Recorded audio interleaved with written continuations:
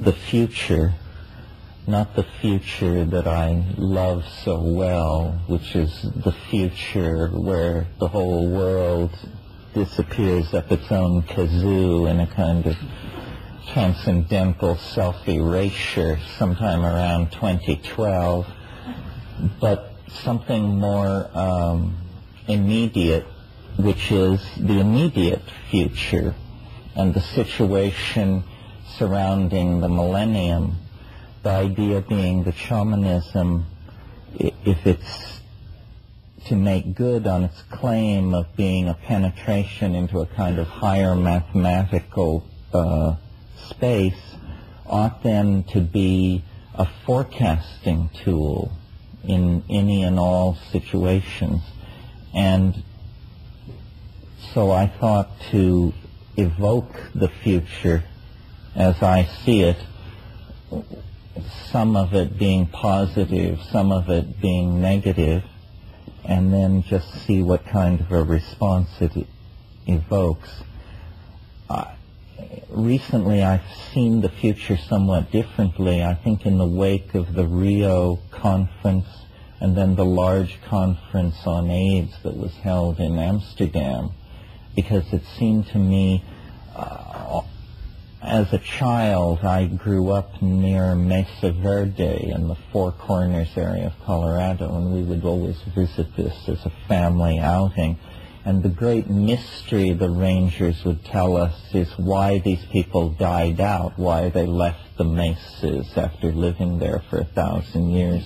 And this fascinated me, this concept of a culture dying out. And it's sort of like these catchphrases like the end of the novel or the end of the symphony. You know, you try to imagine how can such a thing end. And recently I've had a glimpse of how cultures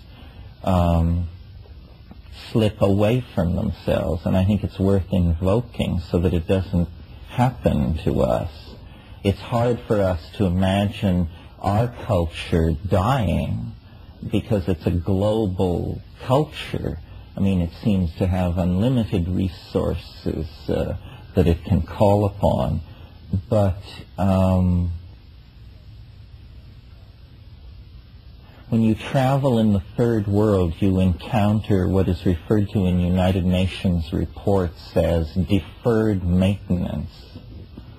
This is where you go to the international airport and large pieces of plumbing are peeling out of the walls, or as you motor into the capital city, you see gutter reconstruction projects that have obviously gone on for decades with no conclusion.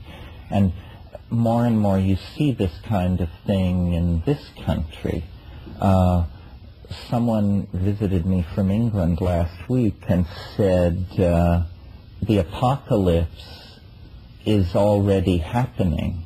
The slow apocalypse is unraveling all over the world. I mean, if you want apocalypse, you only have to take an airplane to Yugoslavia, to Lebanon, to Somalia. You know, the list is far too long, and there you find it. Here among our prophets and seers from Malibu to Mendocino, the thing is only dimly glimpsed as yet, with the aid of the Mayan calendar and other suitable divinatory tools.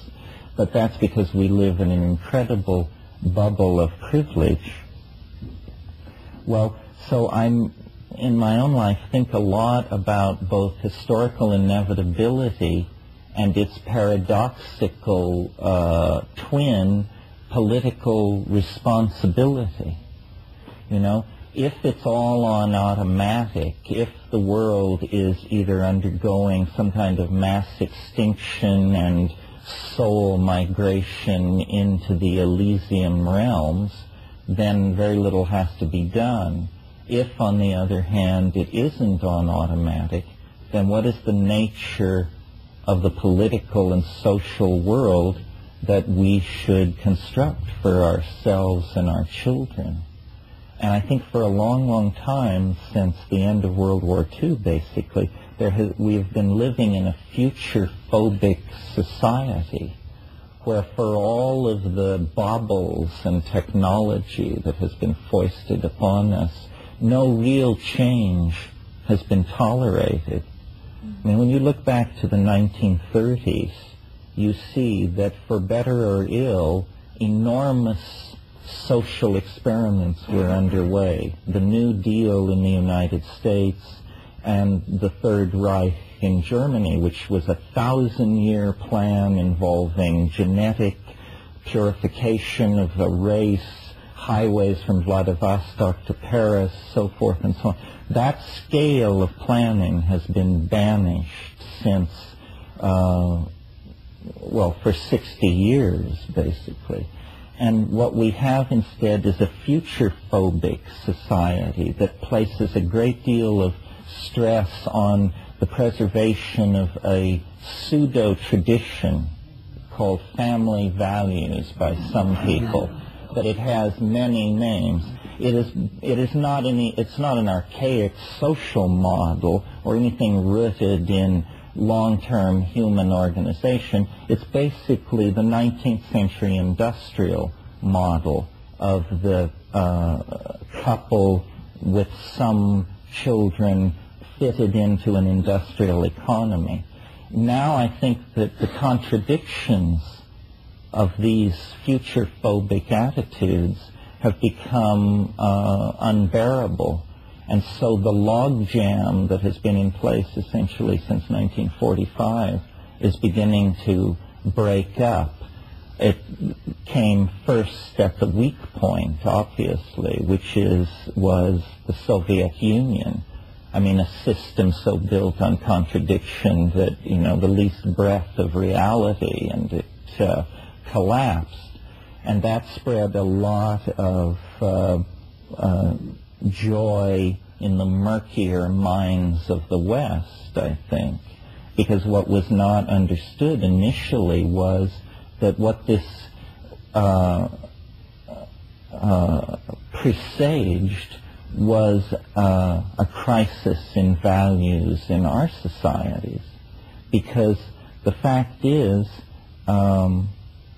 capitalism and democracy are implacable foes.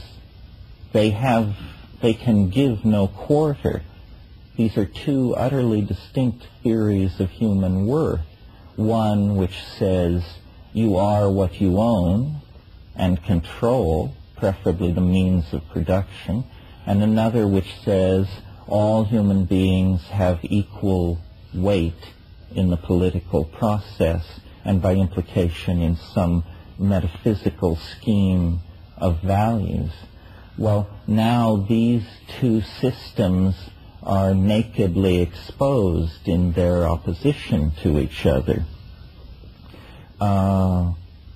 It seems to me, and it sort of comes out of what Ralph talked about this morning, that in trying to get a general overview of what these bifurcations are that loom in the future, they have to do with choice on many, many levels.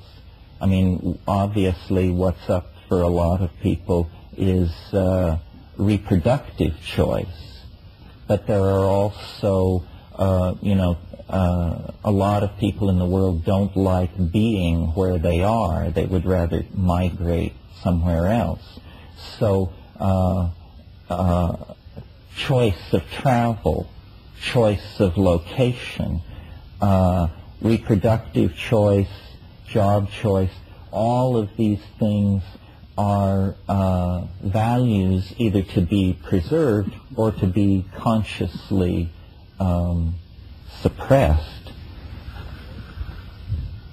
The global society is now an integrated unit in the sense that the data that it generates flows into central modeling institutions that then give a picture of it back. But to date, we have not confronted the implications of this in terms of planning. We have been essentially passively contemplating the build-up of an explosive situation very fatalistically. And now we, at least I think, should contemplate the possibility of intervening in our situation.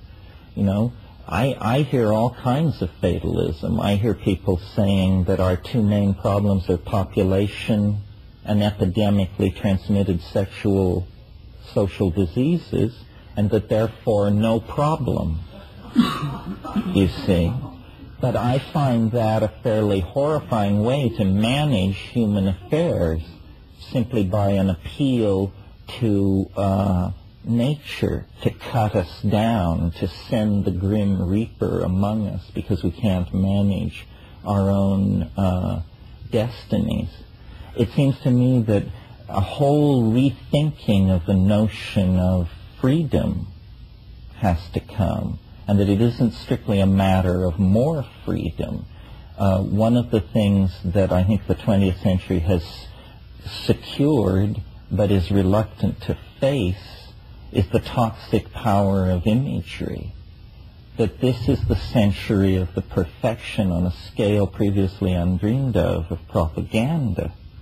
And propaganda has to do with the toxicity of images. Now, here at a place like Esalen, we give lip service to the idea that images can heal, but it also means they can hurt. And there are far more hurtful images around than healing images. Now, a social polity coming out of John Locke and the English social philosophers would want to stay away from that in the John Stuart Mill tradition. But I think we're going to have to go back to Plato. Plato did not trust the poets. And the heirs of the poets in our hell bardo are Madison Avenue, because images are being manipulated to the point where democratic institutions become a joke, because they are simply referendums of, or rather exhibitions of conditioned behavior, which was not the notion in the first place. I'm trying to stay away from the obvious things on the political agenda: reconstruction of the environment, advancement of women to positions of power, promotion of multiculturalism, this sort of thing, because these are, to my mind, basically cliches. Not that I don't agree with them, but they're not particularly interesting. The interesting ideas have to do with touching the taboos. As we approach the millennium, it's going to become increasingly important to, if not control, certainly regulate and monitor the irrational element among us, which is a curious concept because largely we are the irrational element. However, we're not nearly as irrational as you might wish to be assured. Just listen to what's on AM radio on Sunday morning and you'll discover that you ain't irrational.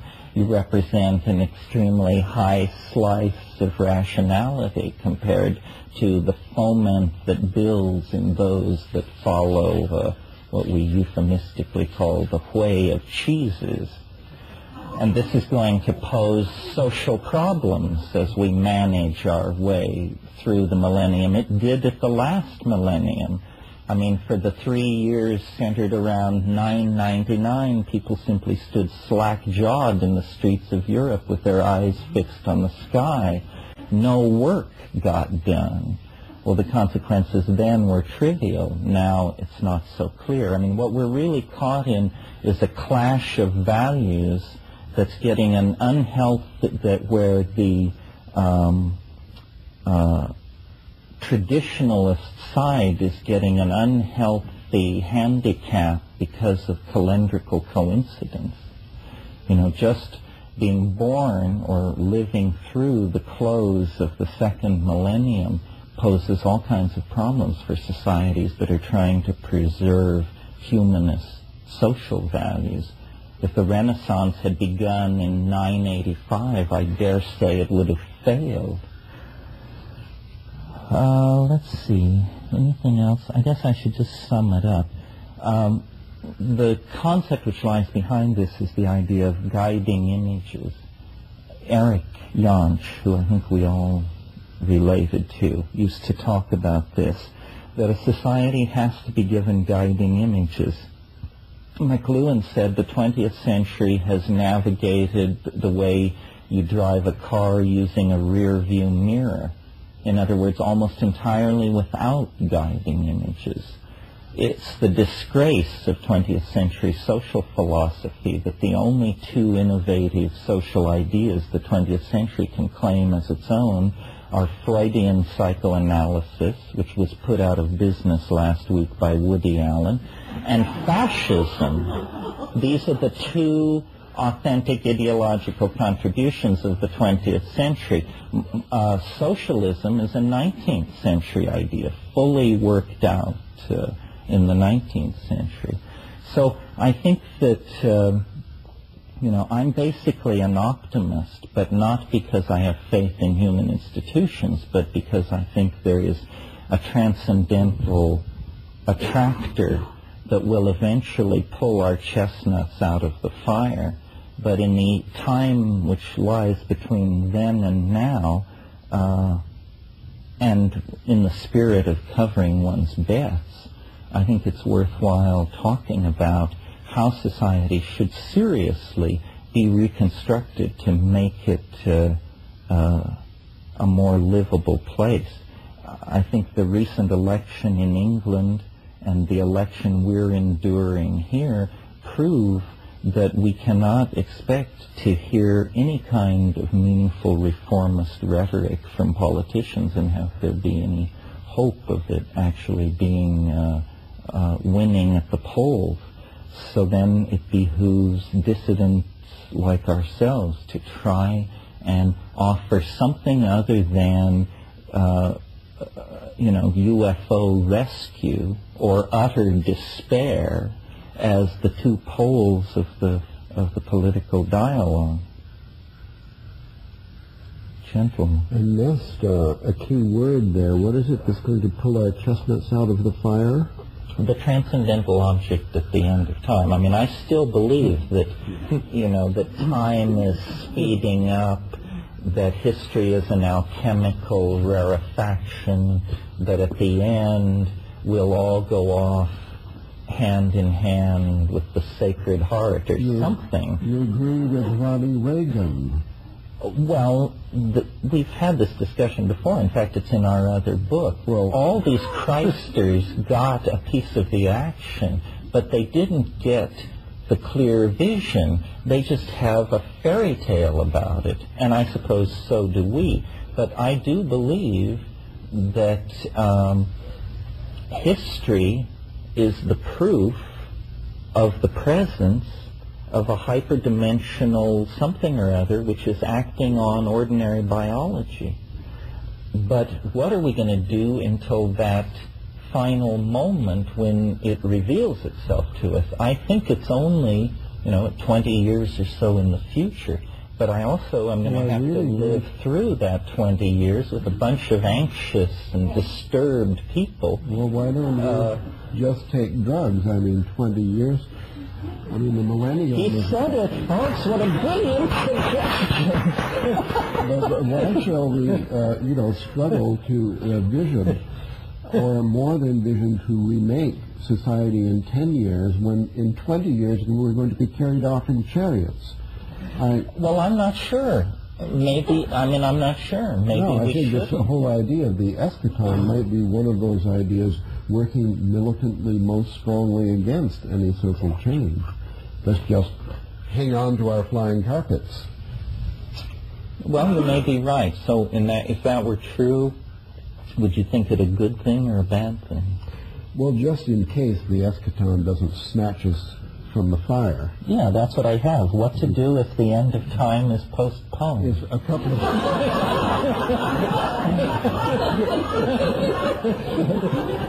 So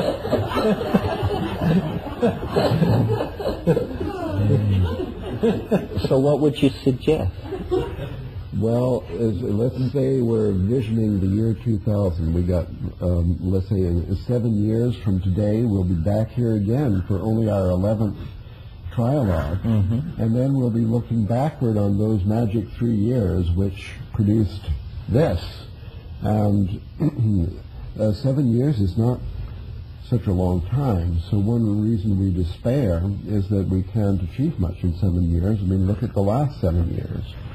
Suppose we had 20 years or 30 years, that's not much better. History is a snail crawling down the trail.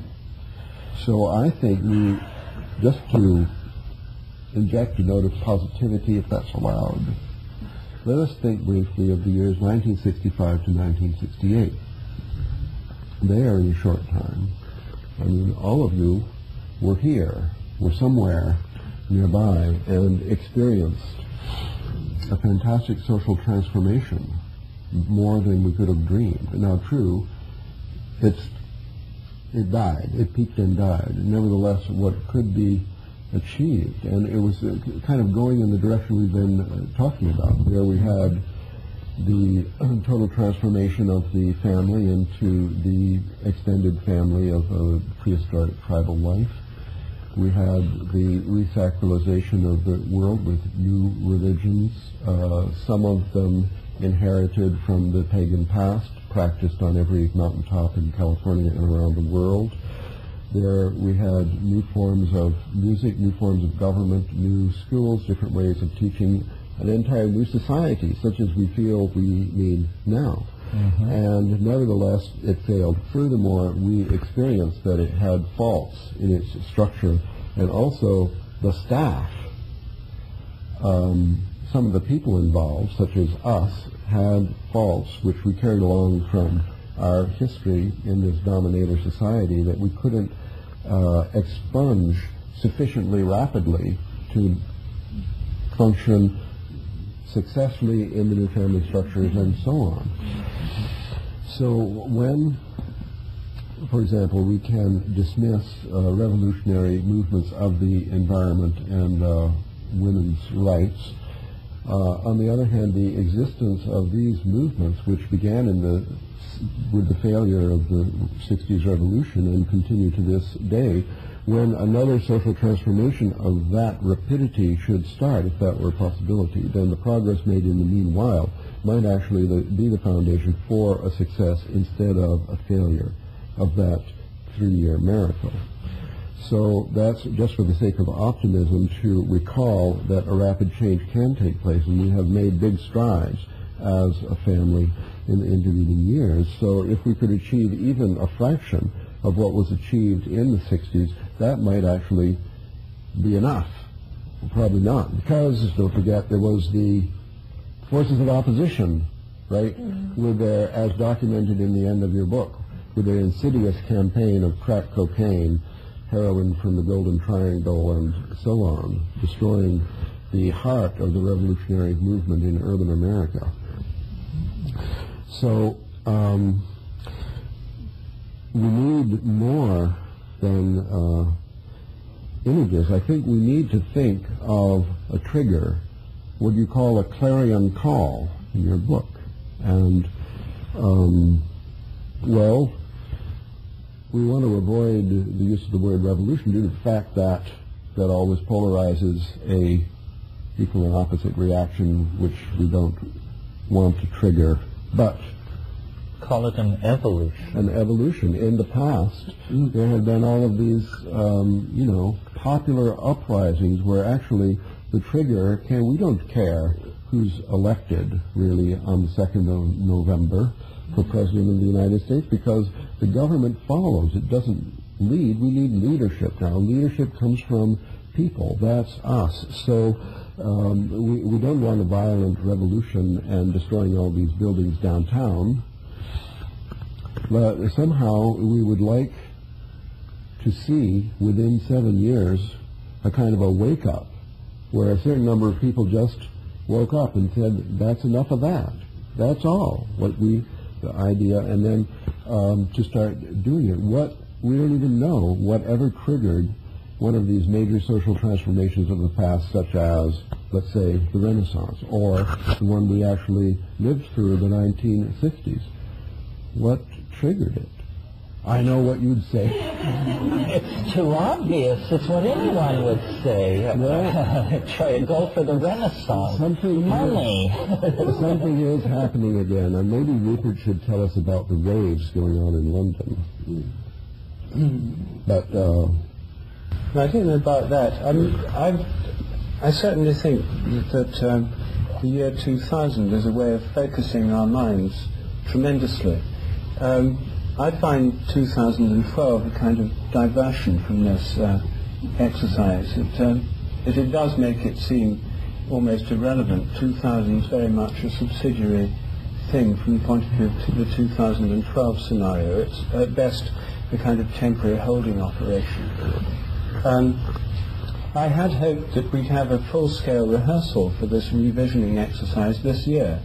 I've been sadly disappointed, since, as everybody knows, this is the 500th anniversary of the discovery of Columbus by the Native Americans.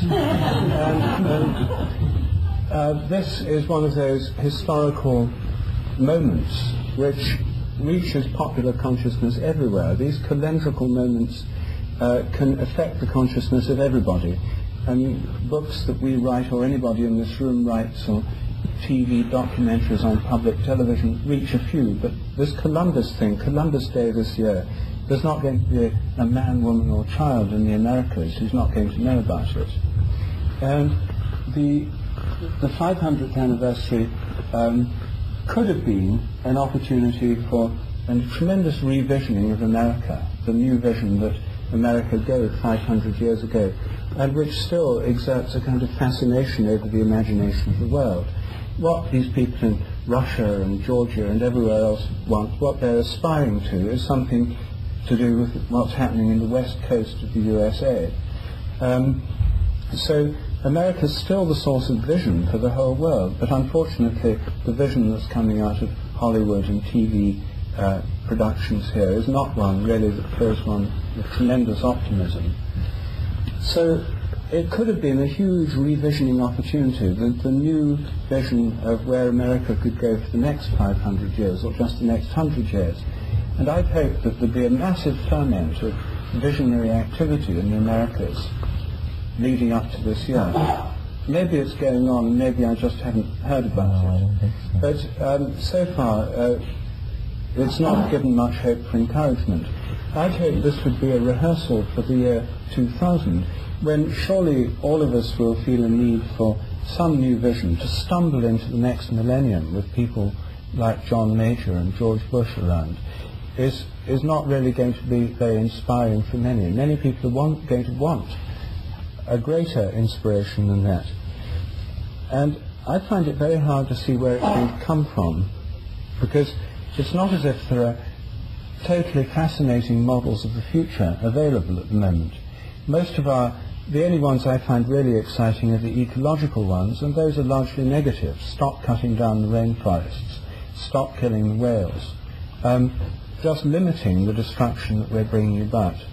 In terms of positive visions, the ones that I find most exciting are ones that involve a return to local communities, the people walking around or cycling and not travelling everywhere, huge distances, enormous consumption of fossil fuels, emissions of CO2 and so on.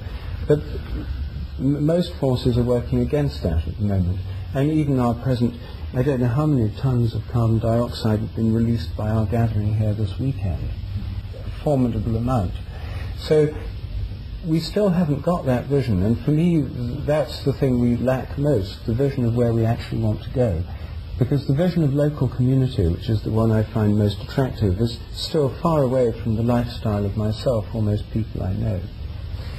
So I myself don't quite see where this new vision is going to come from. It hasn't emerged so far. So what you're saying is that the alternative vision that is offered is basically a steady state thing. It's all about stop cutting down the rainforests, stop releasing CFCs, nobody ever says, but what about the future destiny of the human species? What's your plan for that? Well, I think that most people, when they confront that question, find it so horrific, overpopulation. Well, there's been a total, as you say, a total failure in leadership. How the Soviet Union could undergo collapse, and it's almost like there must be an official ban on suggesting a worldwide cutback in military expenditures.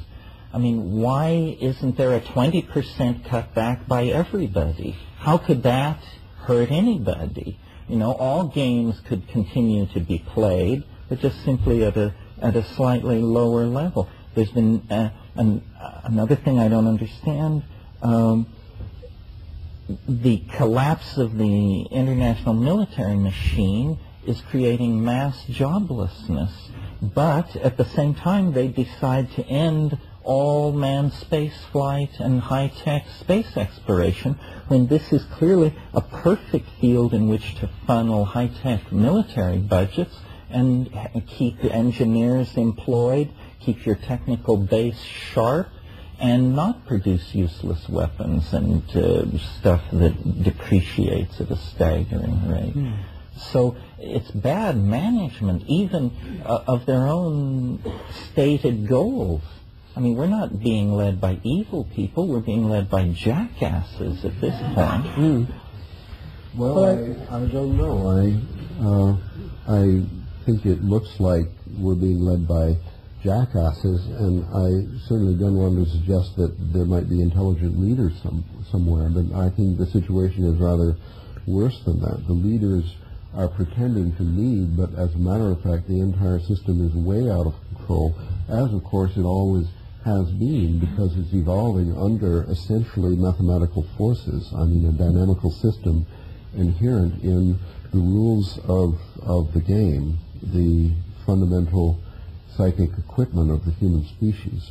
So whereas it looks like there are nations with leaders and organizations of nations like NATO, the United Nations, and so on, as a matter of fact, the whole system, I think, is simply out of control, always was, and not necessarily always will be. The collapse of the Soviet Union was inherent in the dynamic, the rules of the game of the Soviet Union, in that it was over-controlled and there was inadequate space for chaos to play. It had to crash.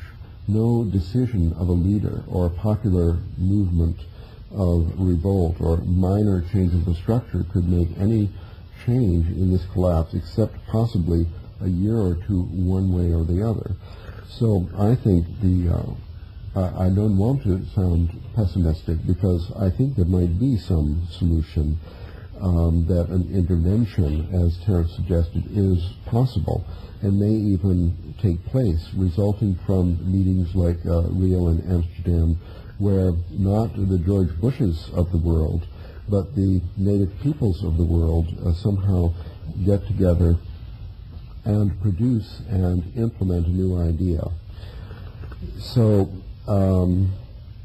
this is in the category bad news is good news. It seems pretty certain that a real nightmare is coming. It's evident. I don't mean the ozone hole and an increased rate of skin cancer. I'm talking about an ice age, glaciation, inhabitability of most of the northern hemisphere, the rapid flight of people from the northern cities like London and Copenhagen leaving for Portugal and North Africa. I'm talking about the collapse of the monetary system, the increasing poverty of the United States and later other developed nations, especially Europe, a process that would be accelerated by the unification of Europe as understood by the Danish voters and maybe a few other people in Europe. This, pretending that this catastrophe is not probable will almost certainly guarantee that it takes place real soon. So I think what we want to do is to vision the magnitude of the problem and then to vision a few alternative miracles by which this catastrophe would be averted. and one of them I've been trying to advertise, has to do with the incomprehensible complexity of the combined system of the environment and the economy.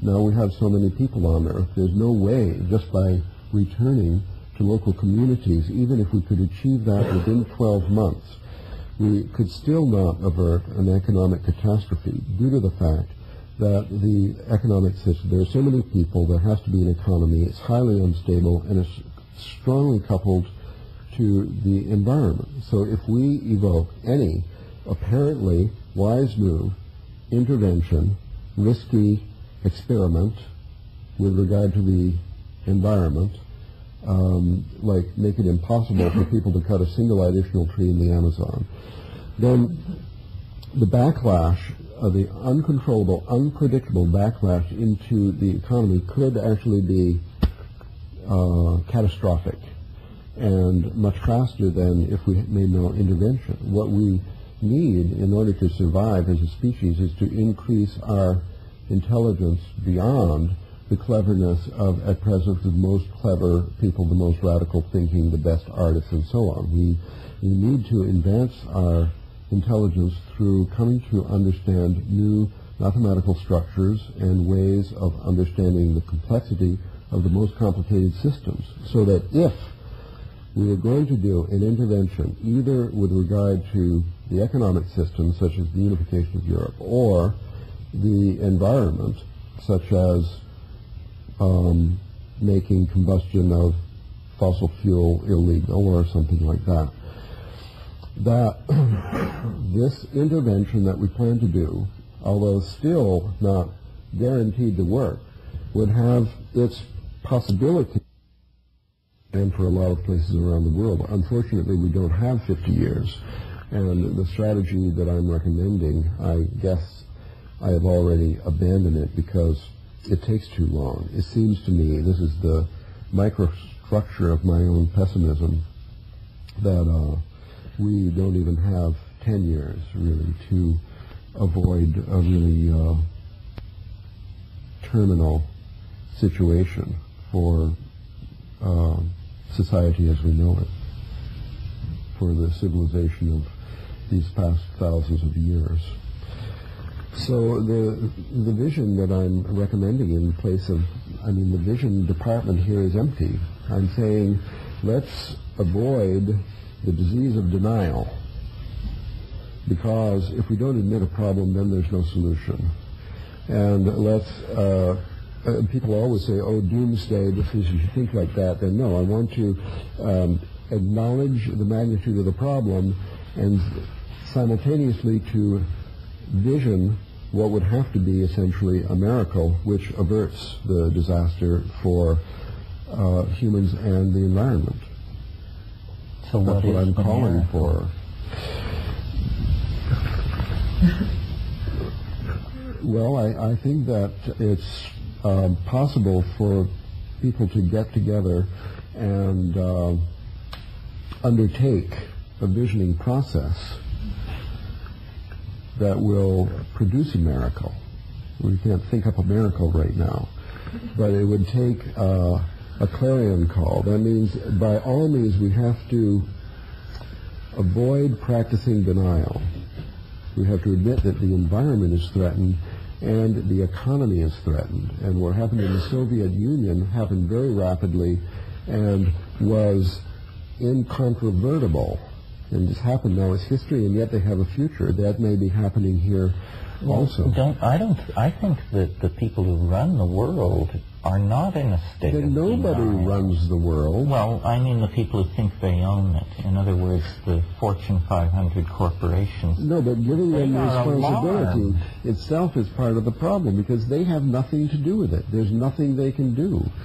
I think that's their conclusion as well, that there's a spreading. Did you see this report from the Vienna modeling group that was released 2 weeks ago, where they said there's nothing anybody can do? It's too late. The fail-safe point was passed, 18 months ago or something. Anyway, their view of it is hang on. No, I think we can do better than that. I think let's just suppose for a moment that the doomsday people were right. Then, although it's very rapid, it proceeds in steps. So it would get to a certain step, which is, let's say the climate got 3 degrees warmer. Well, see, I don't think you need these exotic scenarios. You've got an epidemic disease going that could kill 7/8 of the Earth's population in the next 40 years. You don't need planetary dynamics or any of this woo-woo stuff. You've got a science fiction situation raging. No, people are still completely denying that there's any problem. Most people... I think certainly these big corporations, say the 500 top corporations, I've had contact recently with one of them in Britain, Shell, the international oil company, and they have a think tank situated in London with the brightest people from their offices all around the world. And the job of this think tank is to think out future scenarios, because their managers are having to invest 20, 50 years ahead in some cases. And so they don't know what's going to happen. So they've got this group together. And this group that's trying to write the scenarios for the top managers of Shell doesn't know what's going to happen either. So they asked me to come along and to try and tell them what I thought was going to happen. Well, so I've spent some interesting days with these scenario writers in just one such company. And they don't have any better clue than we do. And the main thing they've got, though, is they have alternative scenarios. And the two alternatives they're working on are actually quite interesting. They systematize what we all know. 2 major processes. One is globalization. One scenario has more and more multinationals, more and more media link-ups, more and more integration of the world economy, more and more of this globalizing process, of which the European common market is a political expression. You know, the mega bureaucracy running Europe, then expansion of the Western European common market to include Eastern Europe and Russia, opening up Siberia and so on as part of a greater new European empire with vast hinterlands and so on. It was Hitler's plan, I think. It's Hitler's plan, basically, that the EEC has inherited. Now that Russia and Eastern Europe, those empires have collapsed. Anyway, there's this globalization model, but the alternative scenario is the exact opposite. It's one of progressive fragmentation, large units falling apart, states decomposing, as the Soviet Union has and Yugoslavia is, petty nationalisms, tin pot fascist states, ethnic unrest and conflict in the cities, and so on. That's all happening too. And the interesting thing is that these seemingly opposite processes are both happening in dramatic and lurid ways right now. And one of their models extrapolates one as the main tendency of the future. The other model extrapolates the other. And they have, of course, an intermediate scenario that's a mixture of the two. But they haven't a clue which of these models is going to happen. And all they do in their planning at the moment is to consider that they have to work in a situation where it could go one way or the other, or be a mixture between the two. But beyond that, they don't seem to have any idea of the way things are going. And if you were around in London more, or you, Terence, they'd probably ask you as well to go along and tell me. We don't know either. So it is a matter of the blind. No, we know. We don't know whether, well, do we? Yes, I think we do.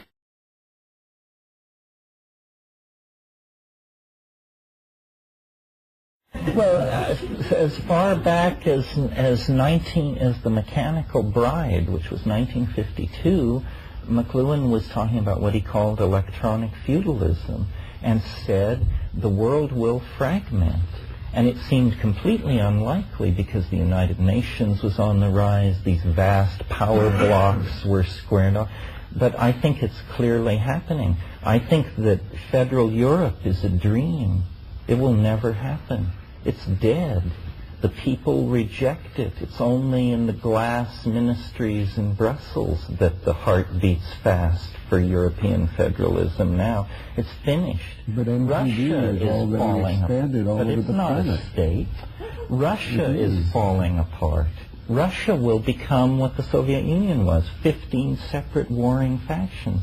32 out of 36 Northern California counties voted to separate from Southern California. Canada is falling apart. And strangely enough, meanwhile, at the top, in the world of George Bush and John Majors, there's a feverish enthusiasm for unity, for great trade blocs and wide-flung negotiation. This is clearly a last-ditch effort to keep this globalism together. And, you know, Yugoslavia is a bad example, obviously, but it was the inheritor of great power rivalry. I think that Czechoslovakia, that dissolution is the one to watch, because here people simply want to rule their own turf.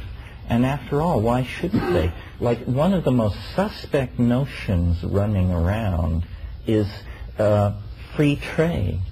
Free trade is a notion that people, right-thinking people of decent upbringing, are expected to stand up and salute.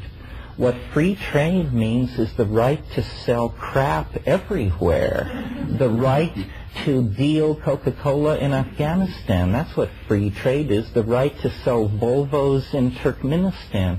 It's a bad idea, free trade. We don't want to make trade easier. We want to make the manufacture of objects an excruciatingly expensive process, and the moving them from one market to another damn near impossible. Because what we want is the dematerialization of culture. What free trade means is turning the entire world into a marketplace for high-tech, pre-obsolescent, durable goods. And yet, you know, nobody points this out at all.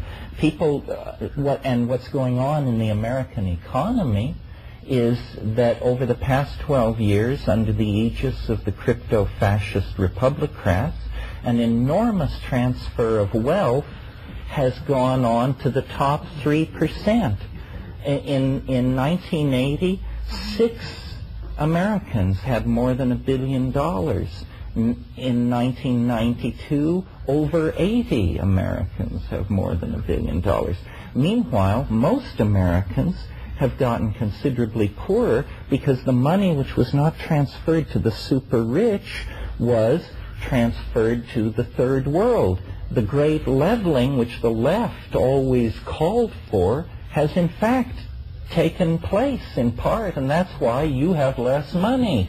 Because you, when the leveling took place, did you think it was going to kick back into your pocketbook? You haven't visited Bangladesh recently.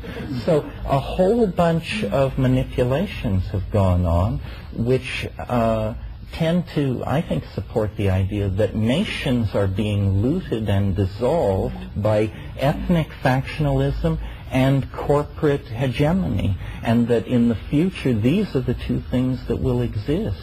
And, you know, people will, it's a Japanese model, basically. I mean, in Japan, your corporation is your identity, if you're really embedded in the culture. And the nation state, I'm not sure whether this is a bad thing or a good thing. I mean, the nation state has become a fascist tool. All nation states. What these companies stand for is unbridled gangsterism. But on the other hand, that's what political revolution has often meant in the past. So it's a complicated situation. The world is feudalizing, fractioning into interest blocks, at the same time that technologically, you mentioned MTV, technologically it's being knit into a single psychology. So it's well, I don't want to stand in the way of such a pessimistic vision. Well, I don't consider it pessimistic. It's just I don't think it matters if there's a political fractionation or the unification of a single world government. It doesn't matter because it won't affect the religious observance, the mythological base, the family structure, the distribution of wealth, or anything else. All these problems will go one way or another, totally independent of political realities. See, we give too much credit to the political realities when actually they don't do anything, essentially, except collect taxes and give welfare. So I think no matter which way it goes, for the sake of the Shell Oil Corporation, we still need to consider some interventions either way. We need, for example, we need the empowerment of women worldwide without delay, without waiting a day. I mean, this has to be achieved because otherwise the overpopulation, I mean, it's irrelevant, the political organization of the country. It is neither good news nor bad news if it goes this way or that. We need to have a vision on another level, let us say on the mythological level. We need to provoke a resurgence of shamanic practice. We need to make changes that everybody desires, changes that only need nucleation in order to, I mean, there's the clouds are filling the sky and yet there's no rain. We just need to salt these clouds. Somehow it needs social transformation, has to come up from below as the crop circles come from the earth. We need a totally unexpected, miraculous flattening of the grain into new patterns. And this is the way social transformation has come in the past and will happen again in the future. It doesn't matter if, for example, there was, the partition of India. Now we have Pakistan. Before we didn't. And there's Hindus and Muslims there. This is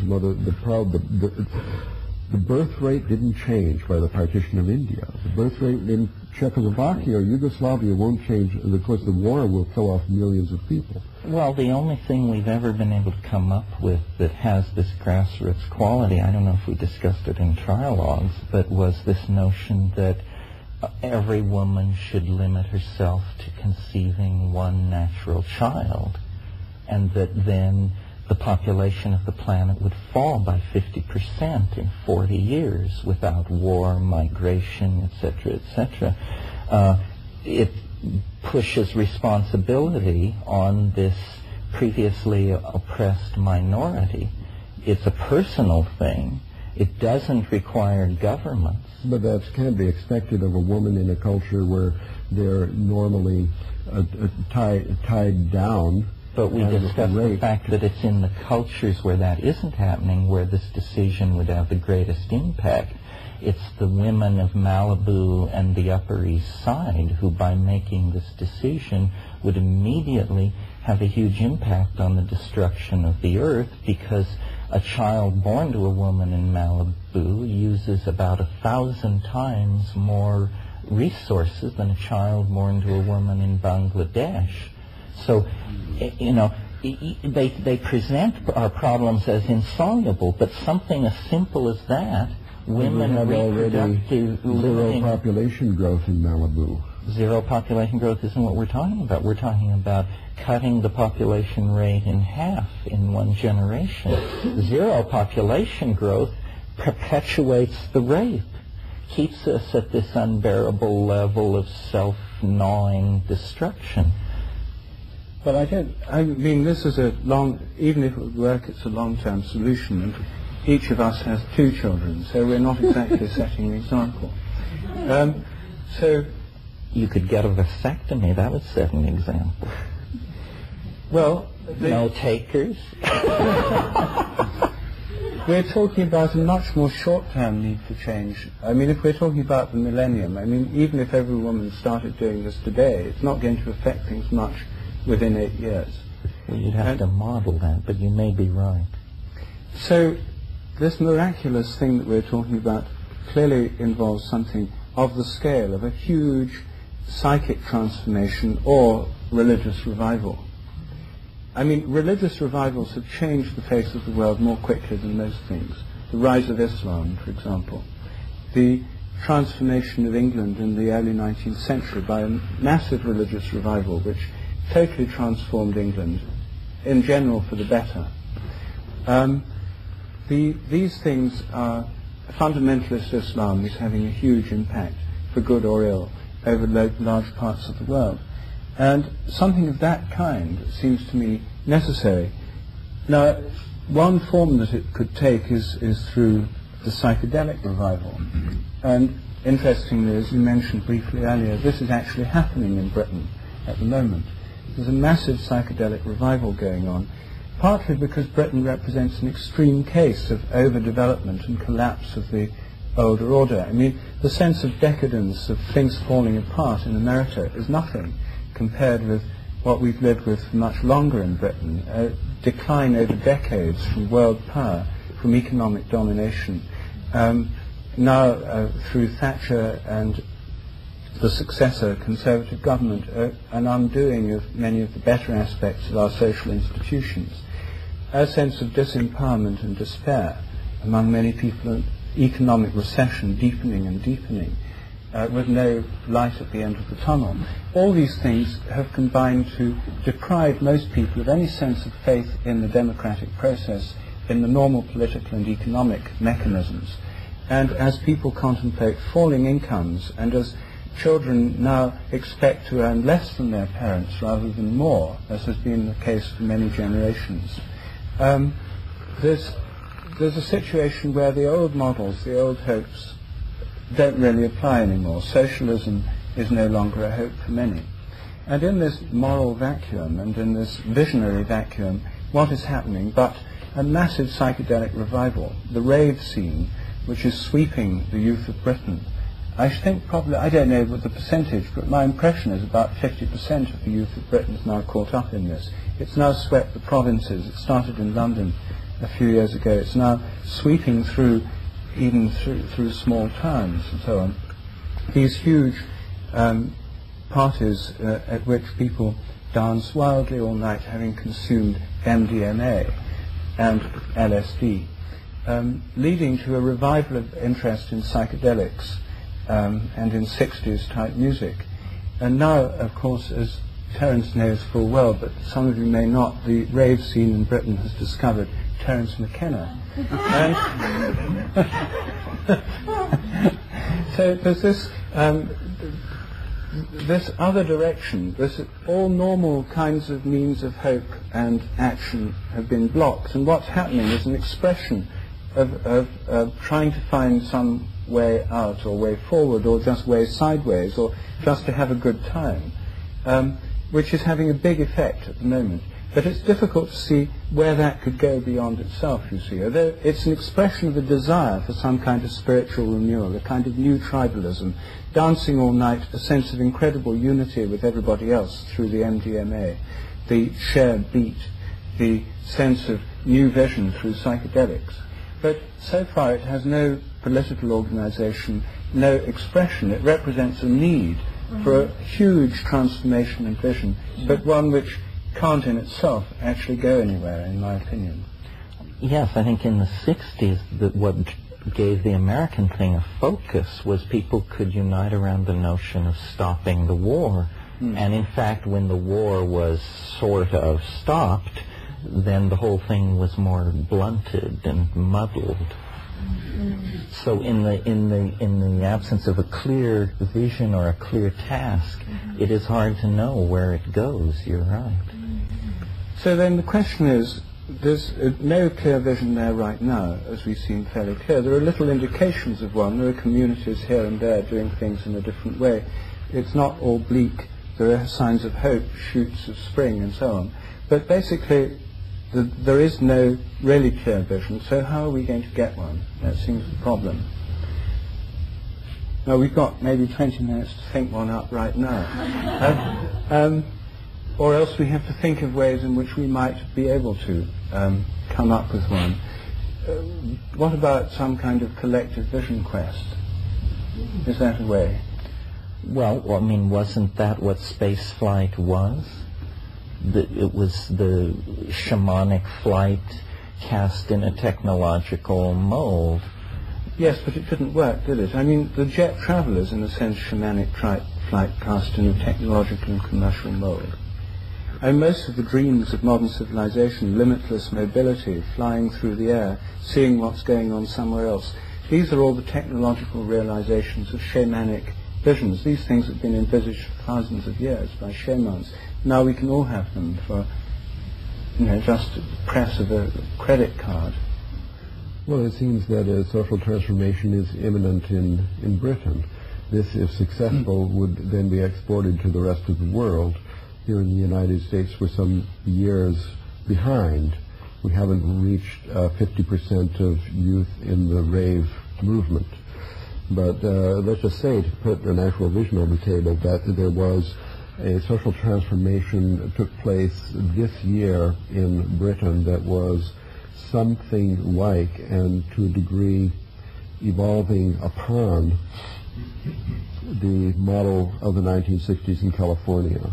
And unlike that one, it sort of succeeded. Is this fantasy too much to hold? But we need religious, mythological, ethical, social, political structures to emerge in this movement in Britain. Well, one thing that might, I mean, we have to think up some idea and put it there. Not that we're going to do it, but maybe somebody would actually have an idea that would take hold, so we'll try. The church attendance in England, I believe you told me, is down to 2%, whereas in the United States it's still 24%, but of course declining rapidly. Well, if you take all denominations, in the US it's about 50%, and in Britain about 9%.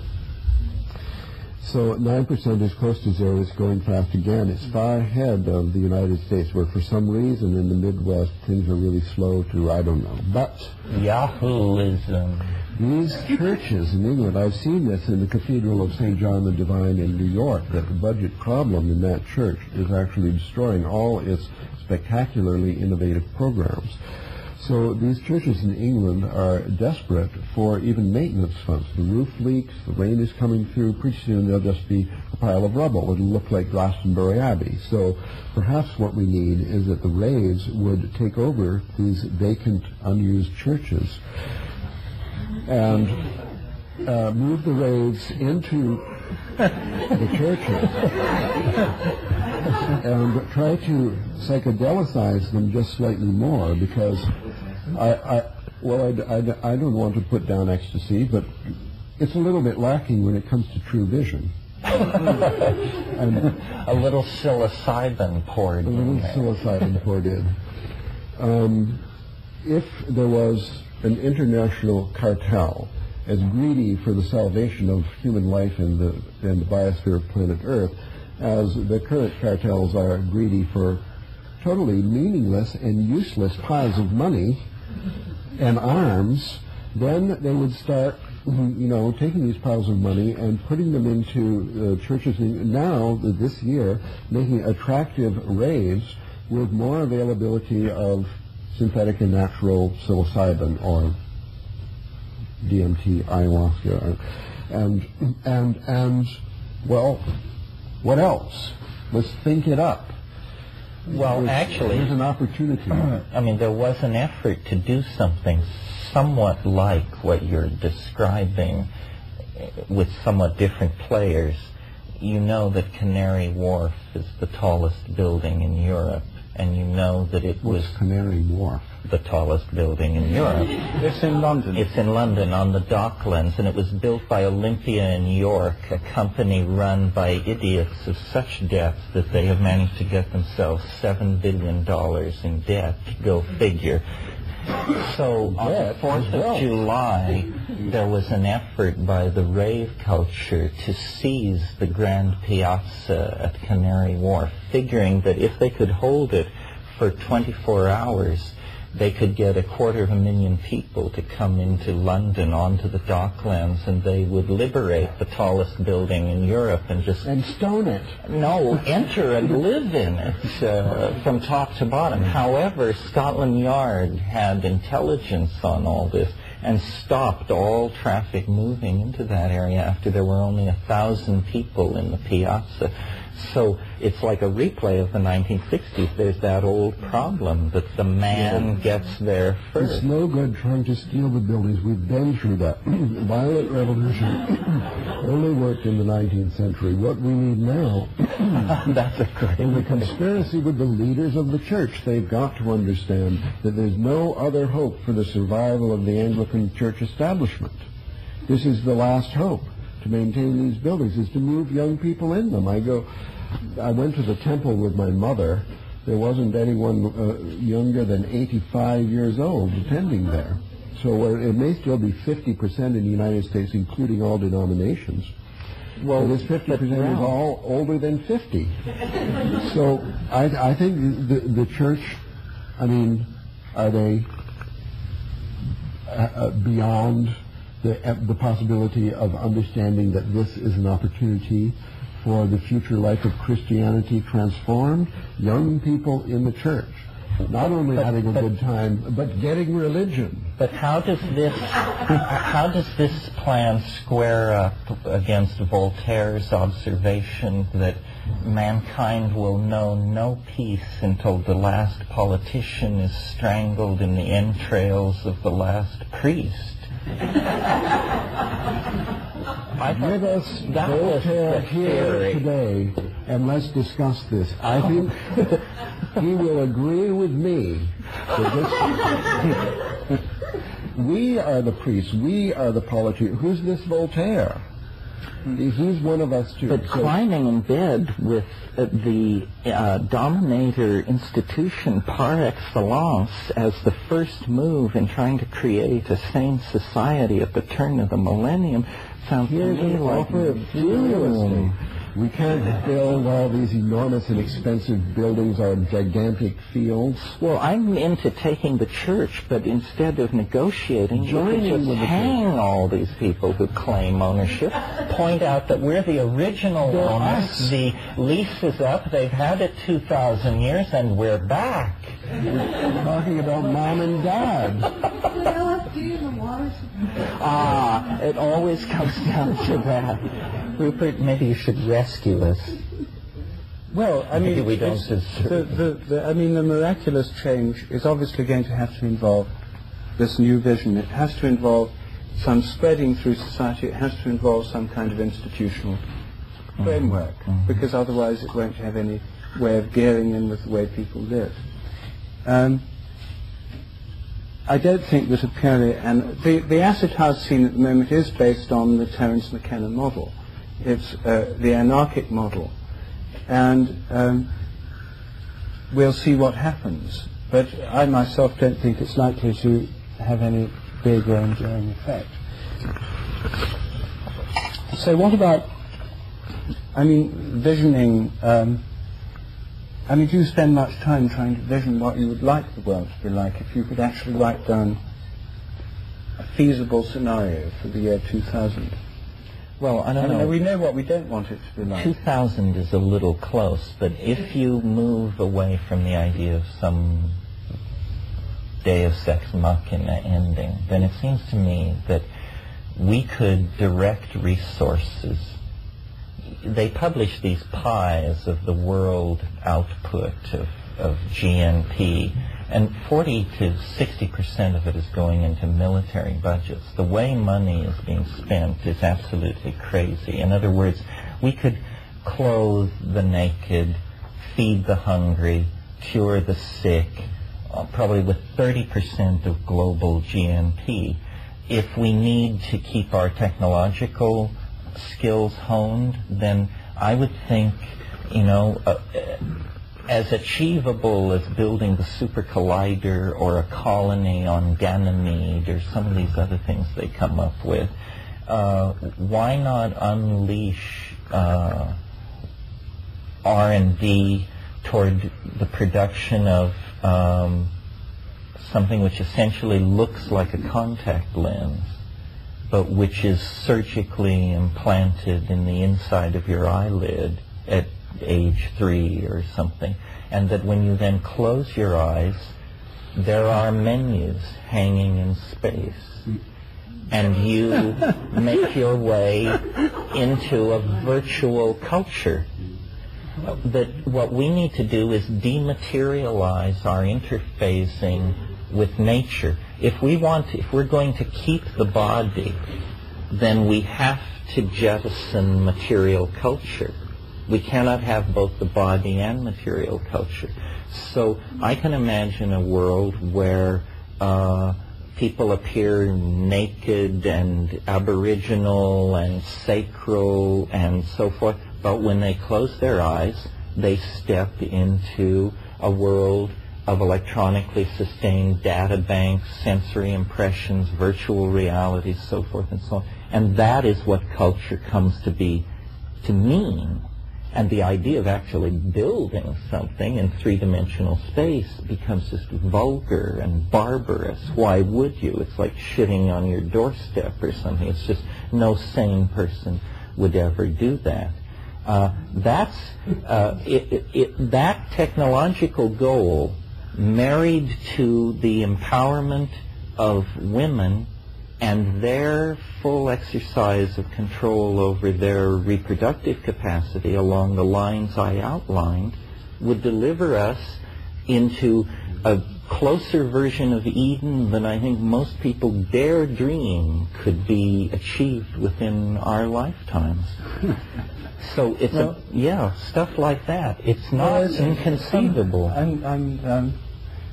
This sounds not unlike Ralph's vision this morning, except you've got it miniaturized further. It should be completely, it can be... Maybe to the vanishing point. I have the same contact problem. lens is sufficient. Smaller. I have the same problem with it, though, because it involves a detachment from the earth, from nature, from biology. And I'd like to move in exactly the opposite direction, you see. But how is it a detachment if you're cooking your food over an open fire, walking barefoot on the earth, living in restored ecosystems, and fishing on the reef for breakfast? You didn't mention that bit. Oh, that's what I meant when I said living an aboriginal lifestyle. I mean, you look like a rainforest Indian. It's just that if you step into this person's body, you discover that they're browsing at the Bibliothèque Nationale in Paris. They just appeared to be wandering along a river in Brazil. Well, we don't have to do anything there. This is the vision, because as a matter of fact, this is what we're on the way to, the post-catastrophic world society. No, there's still a lot of people into dealing stuff. The dematerialization of culture has not yet been announced as a goal. I mean, some people might not voluntarily desist from their usual form of piracy. So while we're back in the Amazon fishing, they'll be flying overhead with helicopter gunships. Well, in my fantasy, that was all in the past. I mean, like, you would not allow people to assemble objects in three-dimensional space. The only legally allowed object would be the inner lens. And the inner lens would be a surgical implant. And the pirates would all be shamans. Well, that's how it's always been. Yeah, now you're back to the archaic. You know, you're living in a mythological, archetypal society ruled by magic. But nothing's going to happen, you see, within 30 years, according to current predictions, 2/3 of the world's population will live in mega cities, like Mexico City or Calcutta. At present, the majority are still rural. No, I think that what we're not being told is that 4/5 of the Earth's population is headed for the early grave, and that nobody wants to face it or understand it. I could not believe what was coming out of that conference in Amsterdam. Absolutely apocalyptic statements where you read the statement and you expect the last line to be, and therefore experts conclude the human race will become extinct sometime after 2035. But they never drew that conclusion. But the data was horrendous. I mean, we're kidding ourselves. You know, people think, well, science will deliver an AIDS cure. Science might deliver an AIDS cure to the super wealthy and well-connected, but the human heart will not deliver a medical delivery system that will get the cure to the billions of infected people in the third world who, because of the color of their skin and the misfortune of their place of birth, are going to be condemned to death whether there's a cure or not. I mean, there are partial cures now, and only the super rich are getting them, no matter what anybody says about who's getting them. So, you know, I don't understand the denial about this epidemic. You just draw the curves, and there's no cure on the horizon. And nobody knows how many people are infected. And nobody knows how virulent the mutational capacity of this thing is. If it's like flu and some of these other things, then it's, hell itself stalks the planet. And what we're all being asked to do is hide ourselves in the skirts of science. Well, by God, they better be able to deliver. It's been a long time since they've delivered anything but nuclear weapons, remote lethal delivery systems, megadeath, brainwashing, and propaganda. If science is the friend of suffering mankind, it's time to step forward. Yes. Sorry to rave. Well, Rant. Yeah. I mean, it's clear that all these crises, problems, etc., are coming faster and faster. The thing that I think is important is to realize that if the social order does break down, if these crises do overwhelm us, there's no longer going to be any place for rational deliberation, international agreements, and you couldn't get someone in Bosnia to sign an agreement to cut CO2 emissions according to some rational plan. The moment when we can still do that is perhaps now, but as things break down further, it'll be less and less possible for any global vision or rational planning, chaotic models on computers and so on to be put into place, because those all depend on intact institutions, functioning civil services, and so forth. So a plunge into not the kind of anarchy you would advocate, but old-fashioned anarchy of the most unpleasant kind, seems quite likely in many parts of the world. So the hope that we might have is something that can survive that and somehow grow up from out of that crisis. I mean, we're going to be forced to change by crisis, like individuals are, so we are socially. But at the moment, we still hope we can do it by some kind of rational plan and international agreement. So we come back again to this question of where will the new vision come from? And I think that at the moment we all seem to think we can only rely on miracles. I suppose all we can do is pray for it. So when psychedelics are the only miracle we really can get on command. But whether they're adequate to the task remains to be seen. I myself think they're not. The psychedelics may help the coming into being of the new vision. Psychedelic vision quests with the intention of finding or seeing this new vision may be our best hope. But how many people are undertaking them? Well, let's hope it's like other revolutions and that you can build it with somewhere between 10 and 15%. Let's hope. We're not about sustaining the planet. I think we're about doing something else. And that's what we have to figure out, what it is. How are we being attracted by the same point? And we have to align ourselves with that. It's a mystery, but we all have to ask ourselves two questions. Well, I stayed away from that subject simply because, for me, it's slightly later than 2000 AD, but I agree with you. I mean, I think that, the Earth is not our mother exactly. It's more like the placenta. And something is going on here in this species. It's been going on for 100,000 years, long before history, long before Western man, long before Greece, long before Christianity. There has been something fomenting in this one species.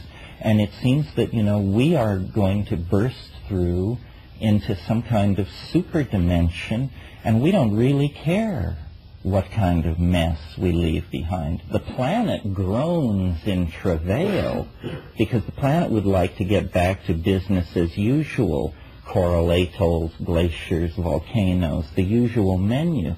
But it has to shed this information-infected, technology-producing virus that has taken hold of it.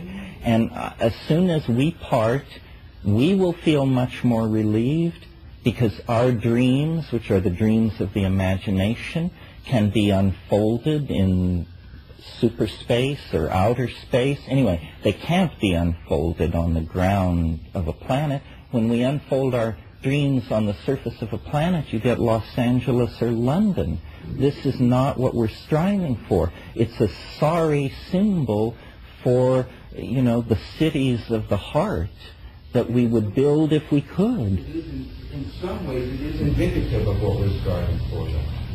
Cities. Oh, you mean that these are like intimations of immortality in Wordsworth's phrase? Yes, I think that we're going to a grand destiny and that the planet will survive this, but consciousness is the flashlight to throw on the path. And we will probably be pulled, sucked, hammered, and pushed into this destiny if we refuse to become conscious. But why do that? Why not grease the slides? Why not get in on the plan and help it forward? It seems, it's the only game in town. Then what these people are talking about becomes ultimately to say, wait a minute, what did we do wrong there? Well, but there's another possibility. It may be out of our control, but it may not be out of control. The eschaton is The there. eschaton is there. The eschaton is the hyper-object at the end of history that, like an enormous magnet, is organizing the iron filings of societies, messiahs, housewives, and day nurses, and orienting it all toward an expression of divinity which lies at the end of the historical process. In other words, history is an agitation in biology that precedes the eschaton, and it only takes it 25,000 years to rise out of the sea of chaos. But like we came here to play a game and we're playing it out. And it's played out. It may be on... And on this hopeful It's almost and we'll over, leave, yeah. and the Earth will survive without us, and we'll be somewhere else. It was a chance met affair. It was an alliance of the road. Jim Lovelock believes that the microbes will try again. Would this be forgotten? Yeah, exactly, that notion. So the end product was we evolved to a high state of consciousness and being and connecting to God. Oh, Terence was a little more optimistic than Terence. No, I don't think so. It's the same idea. I don't understand why you think it's so pessimistic. It is, get Oh, this maybe I straight. don't understand you. When we talk about the eschaton at the end of history, are we talking about the end of history and the beginning of post-history? No, or we're just talking about the end? Well, we're talking about the end of history, and then? And what that is the erasure of all boundary. So the only thing I can imagine that to be is pure love. So how can that be pessimistic? Don't you get it? Men and women, the boundaries disappear. Life and death, the boundaries disappear. Spirit and matter, no boundary. We get to carry on our lives in a post-historical realm in the sky, It's disembodied, eternal. It's eternal. and having graduated from the destroyed... It can't be Earth described and as disembodied because that would imply boundaries. Anything you can say about it, out of the language that it springs, is necessarily unfaithful to it. Well, I think that Teilhard de Chardin had in mind something more like what we've got, except there was a change in consciousness so that practically every person was connected up into an infinite field of consciousness that was basically love, that was Christ, that was the Messiah. It wasn't in the sky, it was on earth. We still had trees and I think you read him wrong. It continues to go out of space. Yeah, some other realm, the transcendent realm of the deity. It's only temporary. Yeah. He was an absolute eschatonic millenarian. Love is what lies at the end of the historical descent into novelty. It has to be. Now, the reason there's a lot of freaking out is because the trip gets rougher as you approach the 0 point. And that's the way that, on an airfoil approaching the speed of sound, you get Q forces build up along the cutting edge of the airfoil. And the Q forces are at maximum immediately before you break the sound barrier. So the history barrier, the ride is going to shake your teeth out in the last moments, and then you will touch the eschaton and break through. That's grand. That's a grand grant. I hope this won't seem too petty, but this one tiny little detail, this number, 2012, I mean, if it would be just postponed 20, 30, 40 years, that would be okay with Teilhard Chardin, but not with you. You're fixed on this date. I mean, wouldn't it be a completely different future if the eschaton at the end of time was 2 or 3 centuries away? Sure it would, yes it would. But when you look at the curves of population, CFC release, rising radiation, toxification of the oceans, spread of nuclear waste, spread of... A lot of other pessimists have given us 35 years. Well, so I'm an optimist. I say 20 years.